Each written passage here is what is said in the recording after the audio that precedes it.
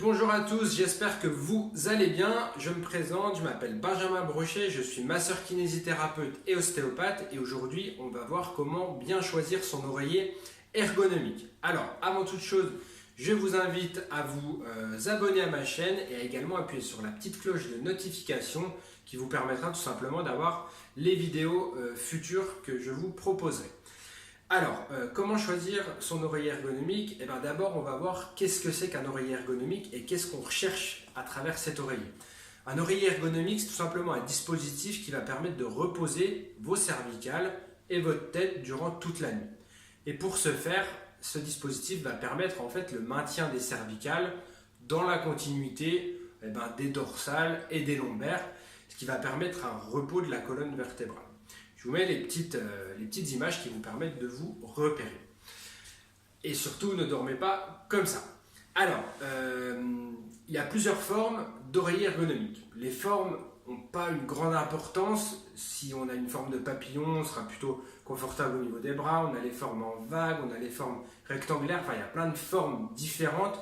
Mais les formes, ce n'est pas l'essentiel. L'essentiel, c'est qu'il faut que l'oreiller ergonomique respecte un critère essentiel. Et ce critère essentiel, c'est un bombement pour les cervicales et un creux pour la tête. Donc là, c'est en forme de vague. Après, vous ferez votre choix au niveau de la forme qui est plutôt un confort supplémentaire, mais qui n'est pas le critère de choix de votre oreiller ergonomique.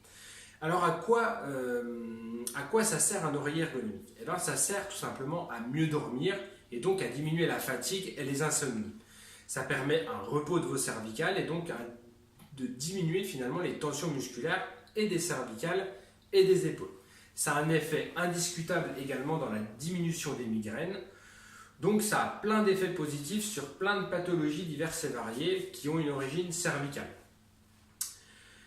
Donc je conseille fortement à ceux qui ont des problèmes cervicaux d'opter pour un oreiller ergonomique, mais également à ceux qui n'ont aucun problème actuellement et qui vont, de par un rôle de confort et préventif, par le choix d'un oreiller ergonomique, améliorer leur qualité de vie. Donc en fait, pour moi, tout le monde devrait avoir un oreiller ergonomique chez lui, ce qui lui permet vraiment d'augmenter sa qualité de son sommeil.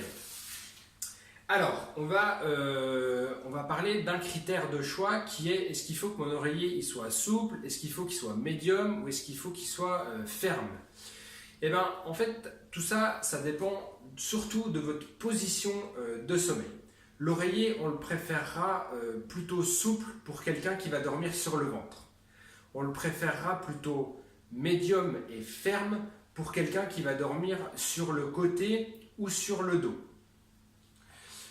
Et davantage ferme pour quelqu'un qui a une corpulence importante. S'il a une corpulence importante, il va plutôt avoir tendance à s'appuyer davantage sur l'oreiller et il faut que ce dernier soit davantage plus ferme au niveau de sa consistance.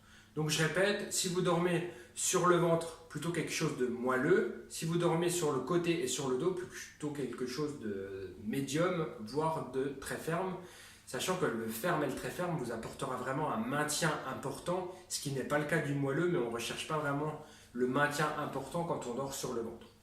Voilà, ensuite on va passer au choix du format. Alors un format plutôt rectangulaire, je conseille, c'est simple, mais c'est pour moi le plus efficace. Plutôt rectangulaire que carré, parce que carré, on a tendance à avoir un grand carré dans son lit et il y a un moment donné où on est tenté par replier le carré pour dormir dessus et du coup on double la hauteur du coussin et on n'a plus les caractéristiques de ce coussin ergonomique qui sont appliquées et du coup c'est plutôt délétère qu'efficace. Donc plutôt rectangulaire, 40 par 60 ou 50 par 70 au niveau de la forme. Ensuite, il y a la hauteur. Alors, à ne pas confondre avec la fermeté, la hauteur, c'est également très dépendant de votre position d'endormissement. Si vous dormez sur le dos, la hauteur doit être plutôt faible et n'a pas grande valeur. Par contre, si vous dormez sur le côté, on va plutôt choisir une hauteur qui sera à peu près de 9 à 10 cm. Et si vous dormez sur le ventre, la hauteur sera un peu plus faible, 5 à 6 cm. C'est des valeurs moyennes, mais ça vous permet de vous représenter que si vous dormez sur le côté, il faut un oreiller qui est plus haut que si vous dormez sur le ventre. Et ça a beaucoup moins d'importance si vous dormez sur le dos. Il y a les critères morphologiques qui sont très importants également à prendre en compte. Si vous êtes large d'épaule, il vous faudra un oreiller qui est davantage haut. C'est-à-dire que si vous avez une carrure qui est assez imposante et que vous êtes très large d'épaule, et qu'en plus vous dormez sur le côté, il faudra plutôt un oreiller ergonomique de 12-13 cm d'épais. Tandis que si vous êtes très peu large au niveau des épaules, vous avez un faible gabarit, privilégiez quelque chose plutôt de 8-9 cm. Par exemple, si vous dormez sur le côté. Si vous avez une très forte carrure, comme on le disait tout à l'heure, privilégiez quelque chose de plutôt haut et de plutôt ferme, parce que ça va plutôt s'écraser sous le poids de votre nuque et de votre tête. Donc il faudra quelque chose de plutôt ferme et de plutôt haut. Voilà, j'espère que je vous ai apporté déjà quelques éléments de réponse. Alors, on va voir la composition de votre oreiller ergonomique. Alors, sachez qu'il y a plein de matériaux différents. Par exemple, il y a duvet et plumette. Donc, duvet et plumette, c'est intéressant, mais ce n'est pas quelque chose qui vieillit très bien. Et en plus, c'est très moelleux. Si vous recherchez quelque chose de ferme, ne vous dirigez pas là-dessus. Ensuite, on a les polyesters. Donc, c'est quelque chose qui est très répandu et très commercialisé. Il y a un bon rapport qualité-prix. Après, c'est quelque chose qui vieillit pas très très bien, mais qui a la capacité quand même de bien évacuer la transpiration. La version améliorée du polyester, c'est les microfibres, un petit peu plus cher mais beaucoup plus efficace et qui vieillit beaucoup mieux dans le temps. Après, il y a deux matériaux que je recommande très fortement qui sont un petit peu plus chers, c'est la mémoire de forme.